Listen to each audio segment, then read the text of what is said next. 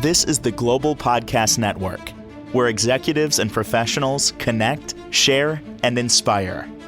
Stay tuned for the conversations that drive success.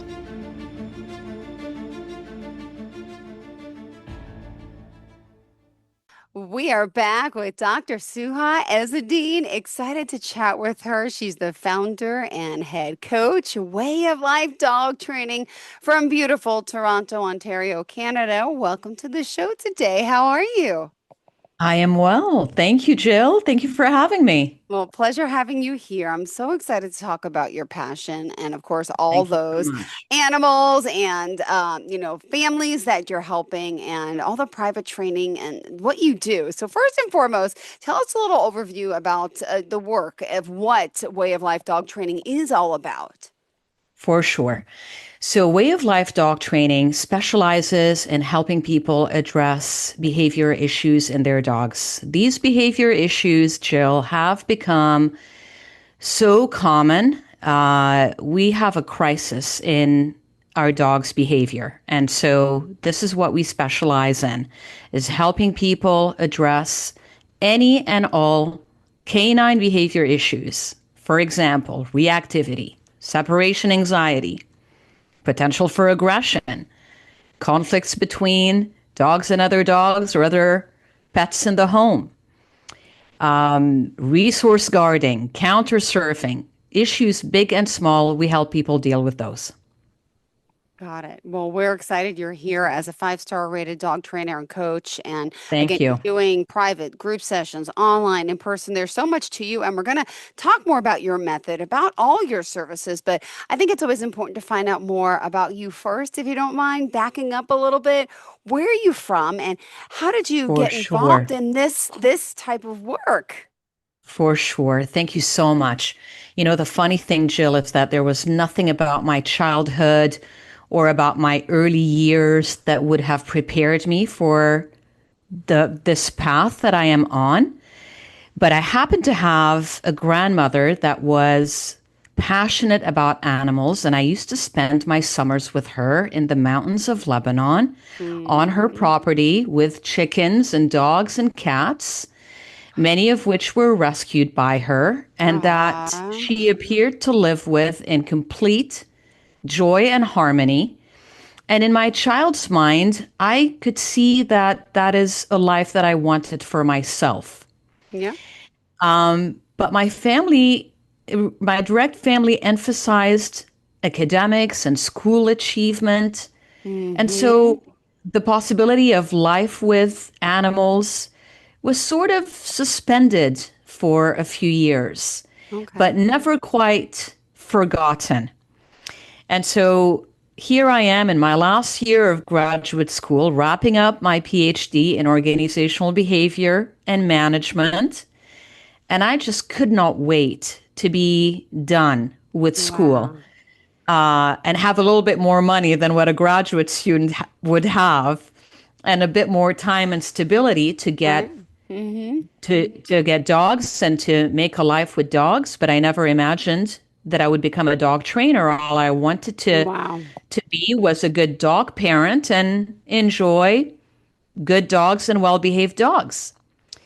And next thing you know, I adopt my muse and inspiration, Maya, who was not my first dog, but who was very challenging in her behavior.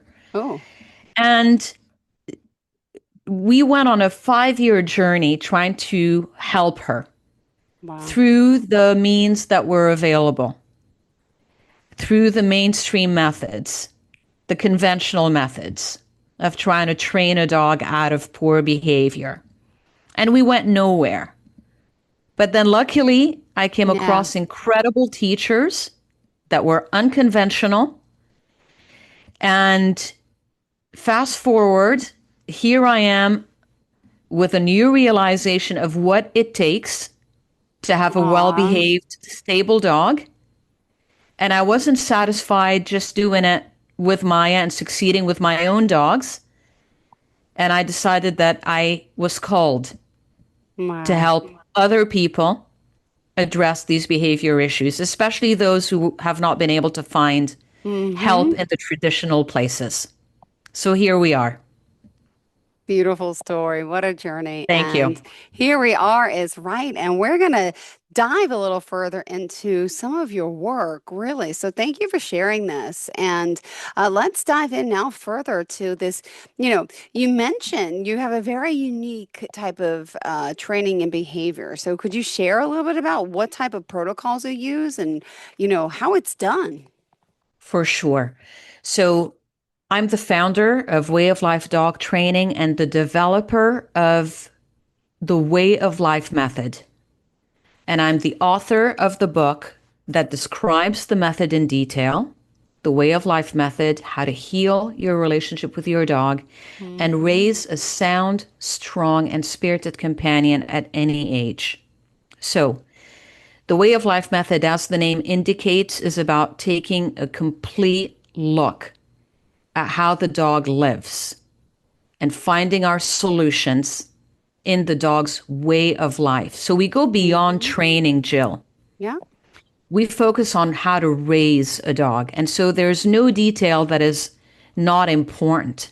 And Uh-huh. once that way of life is designed in a way that is careful and conscious and aware of how a dog responds to their conditions, to their circumstances, then with time, the dogs start to heal and stabilize and bond with their people because ultimately, at the root of our method is the belief that dogs reflect their situations.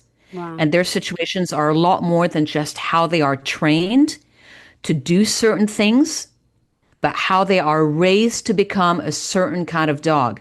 A dog that is too confident to be reactive, too secure to be afraid to be left alone at home, too stable to want to possess their food, too well behaved to want to counter surf. Mm-hmm. So that is the gist of the Way of Life method.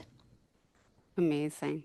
Wow. And I hope to hear some testimonials about these animals that you've been helping, but there's still so Yes. much more to you and way of life. So I know you're going beyond, as you mentioned, the problem solving in a sense, right? Yes. And Correct. redesigning. This is amazing. The way of life method. All right. So we're helping heal the relationship, as you say. And Yeah. could you give us some examples? Do you mind? There are so many examples. There are so many examples that I could give you. Sure. You know, one example that I love to share is Hmm. a couple that came into my life very serendipitously. They they came to give me a gardening estimate. Oh, It was okay. a gardening company, a native gardening company. And here, the gentleman who came to give me the estimate saw my dogs that were loose, that were with us in the garden, that were extremely well behaved and didn't, mind with him, didn't bother him. And next thing you know, he's sharing with me the issues that they were having with their husky shepherd, who was restless, anxious, reactive, and they were actually in the process of trying to rehome that dog. And they could feel that they had a very poor connection with her. They loved her, Uh, but they could feel that they had a very poor yeah. connection. They could feel that she was disconnected from them. They felt that they were not important to her. And we started to work together because when I shared the message of the method, it resonated with them. It was unlike anything else that they had heard. It was like unlike anything else that other trainers had mentioned. You know, some trainers had said, well, you can Yeah. use a prong collar, and others said, well, you need to train her to look at you and just keep on doing drills of look at me, look at me, look at me. And none of this was really working because at the core, the relationship Yeah. was not where it needed to be. And so they learned that when you design your way of life in a certain way, you become worthy in your dog's eyes. You become interesting. You become worth bonding with. And so we are the only ones in the industry, Jill, who not only talk about relationship, because many trainers talk about relationship and bond, but we are the only ones who know how to coach people in making day to day way of life decisions Mhm. that lead to fostering that strong bond with their dogs. And then the Wow. healthy bond takes care of the behavior. And so these people have been my clients for the last 2 years. We continue to work together, not as intensely as we did at the start. Now we're sort of in maintenance mode. We work with each other on and off, but the dog is thriving. She can be handled loosely. She can be well behaved on a leash. She's welcoming of other dogs. She's welcoming of people in the home. They can go places with her. She goes to work with them on their gardening sites. She's one example among many. And I have other examples with aggression, other examples with restlessness and anxiety, dogs that were medicated that are now off their medication, dogs that Mm-hmm. could not be walked safely and now they are walked safely. But there's something about this example that I shared Mm-hmm. with you that I really love because of how serendipitously it came into my life. They were not looking for a trainer, they Yeah. were working with a trainer, and here we go. They met the person who shared the method that they were ready for. Actually, they were ready for a different message. Amazing. Amazing. I love hearing these positive stories and testimonials. And, you're offering the private training, the group classes, and even online. And did you write a book? I did. I Okay, I did. thought so. I'm like, I think I read that before, but I didn't see that in your notes. Tell me, what book is Yes. this? Ah. Yes. I published the book in October 2023, October 19, Mm-hmm. 2023. I had started working on it in 2020. So it took about 3 years to write it, edit it, and get it out.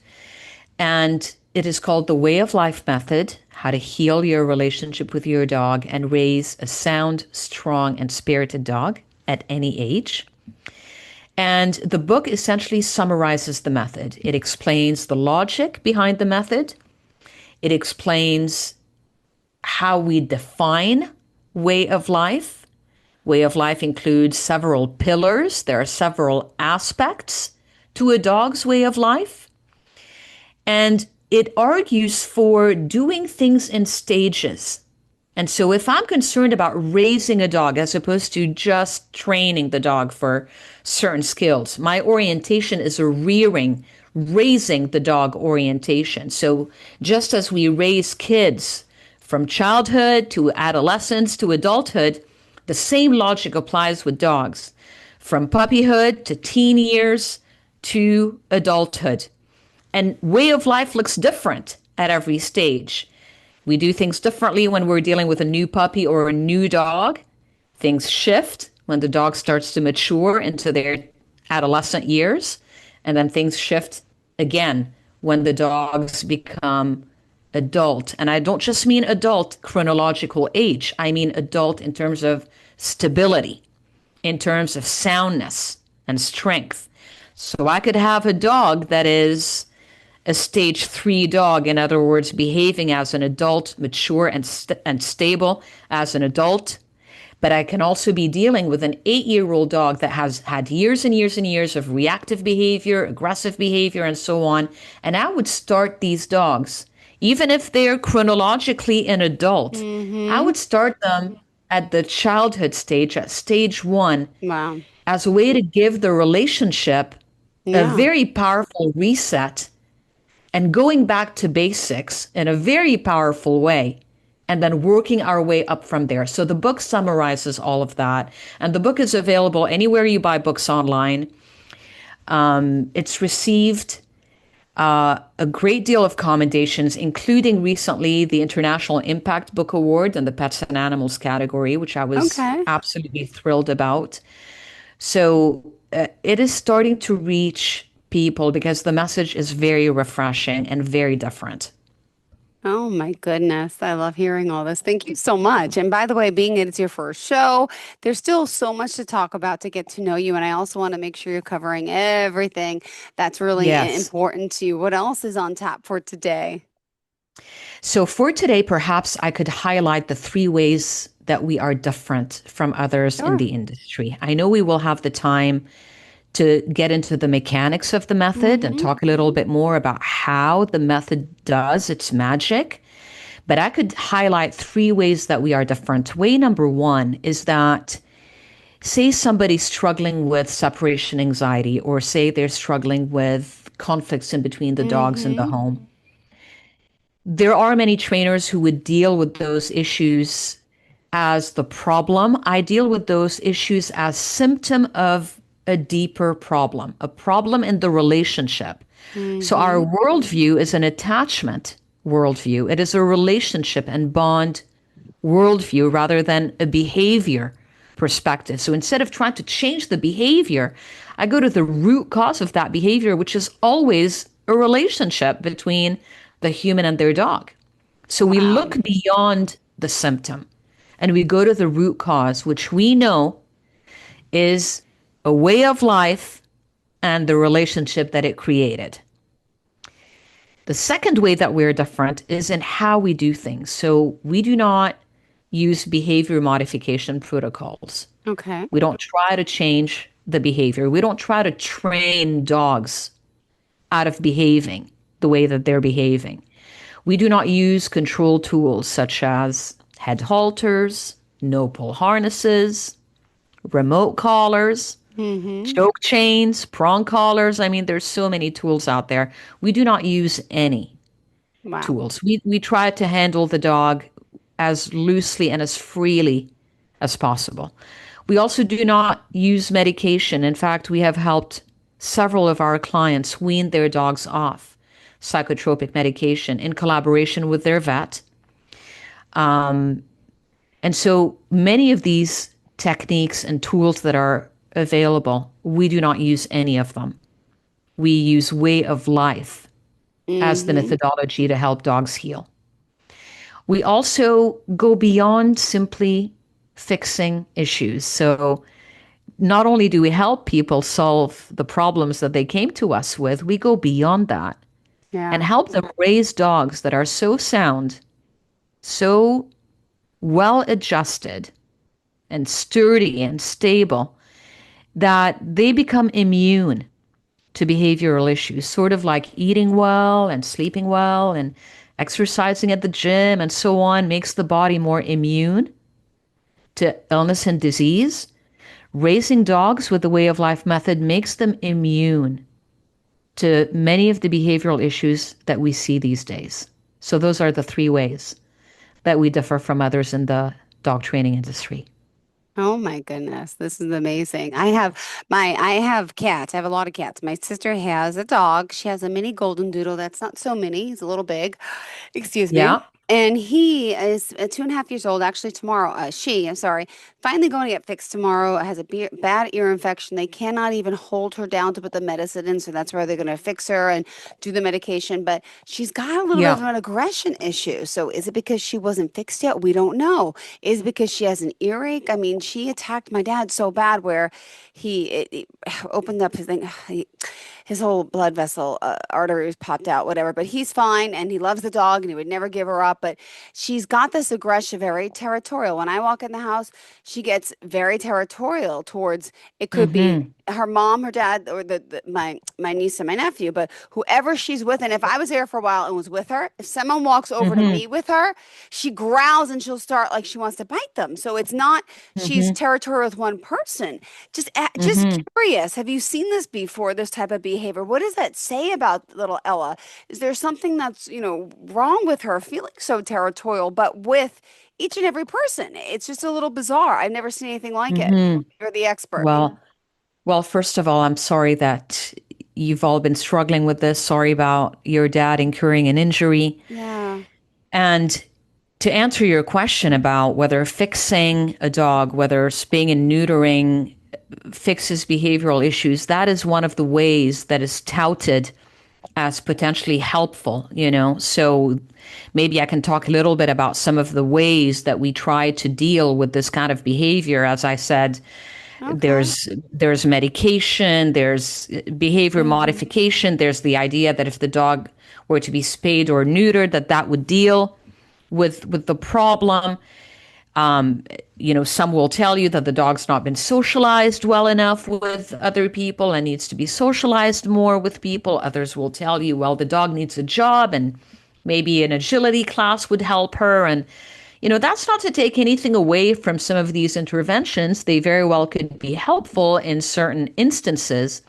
But I go again to the root cause of any dog's behavior, and that is how this dog is managed and handled in the day-to-day life, how they're organized.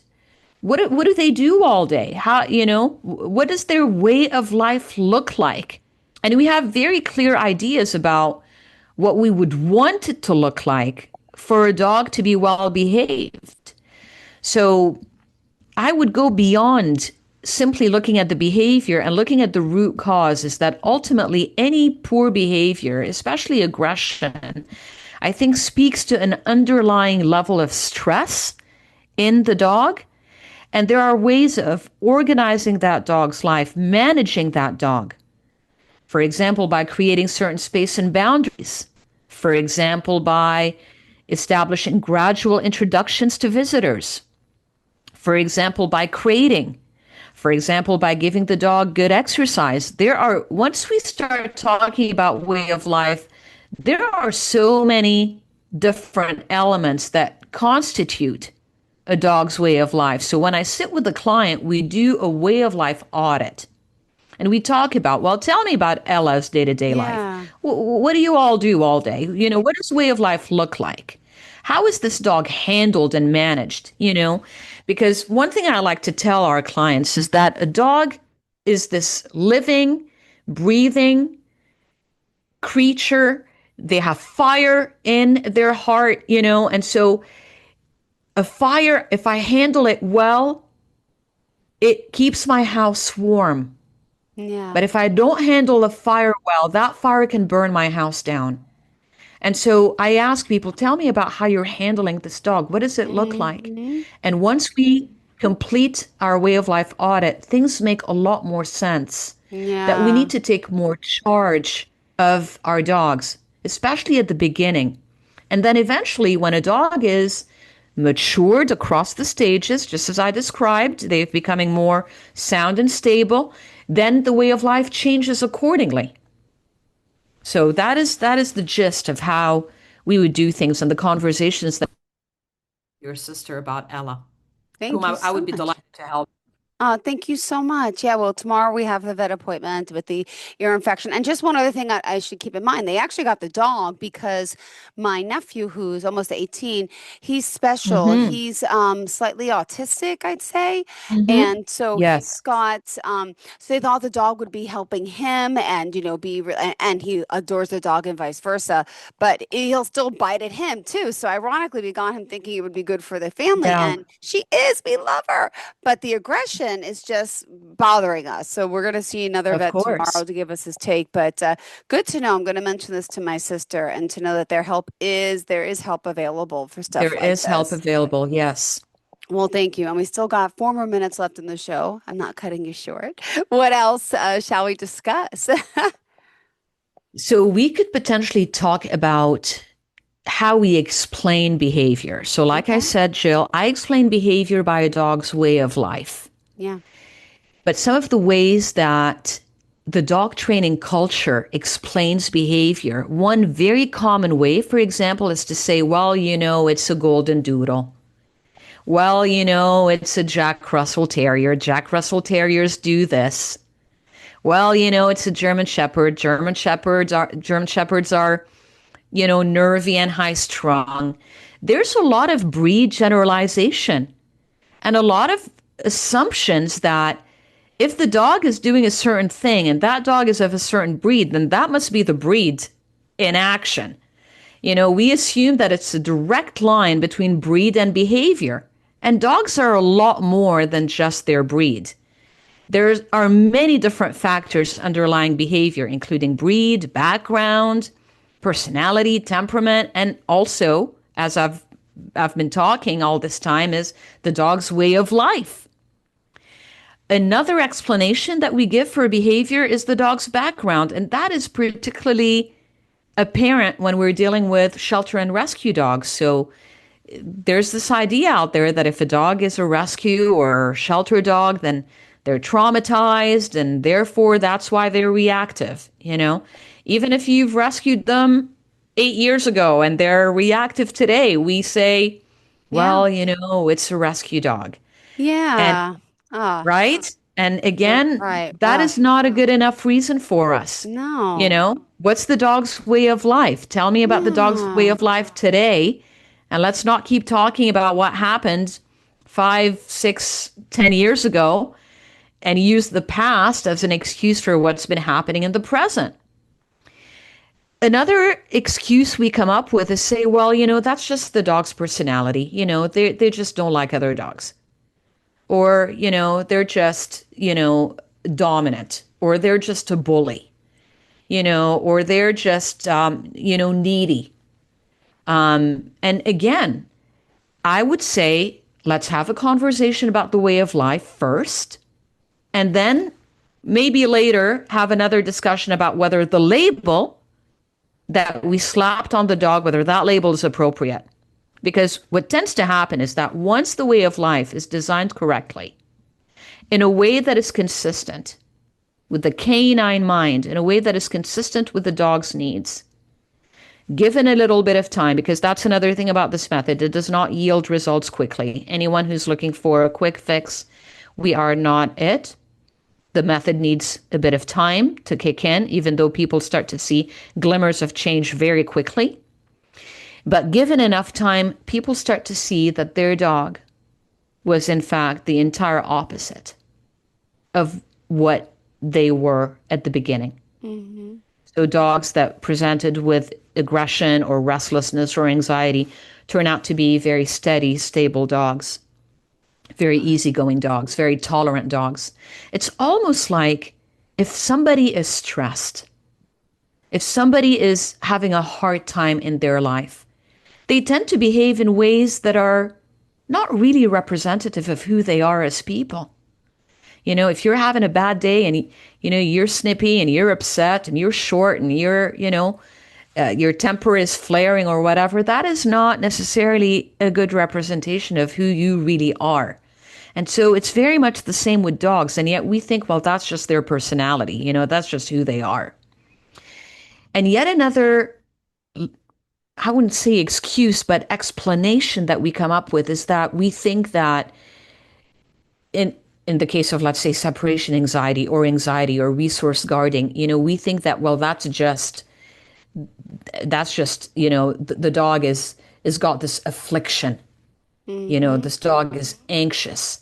They're diagnosed as an anxious dog that needs to be medicated. And meanwhile, my argument continues to be, let's have a discussion about the way of life and then decide whether the dog was truly anxious at the core as character, or whether they are displaying anxiety because of a certain way of life, because of their situation. Yep. Wow. You are so insightful. I love speaking with you. I apologize, though we're out of time now.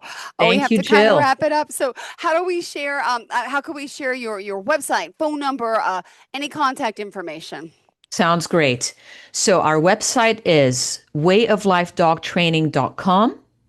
Best way to reach us is via email, info@wayoflifedogtraining.com. You can find us on all the socials. We're on YouTube, we're on Facebook, we're on Instagram. The website shows all of the services that we offer, as you said at the start, Jill, including private and group, in person as well as virtual. And we are in particular very proud of the Way of Life Method Online Academy, which we launched in March, an online hub for people anywhere around the world. We have clients in the US, Canada, Europe, the Middle East, anywhere around the world. It is a hub for problem solving, for relationship building, and helping people raise the dogs of their dreams. Beautiful. Well, thank you so much. And Thank pleasure you, having Jill. you here. I can't wait to talk next time. All Pleasure right. to be here. Can't wait for the next one. You too, sweetheart. Thanks again. Bye-bye, everyone. Thank you. Until next time. This is the Global Podcast Network, where executives and professionals connect, share, and inspire. Stay tuned for the conversations that drive success.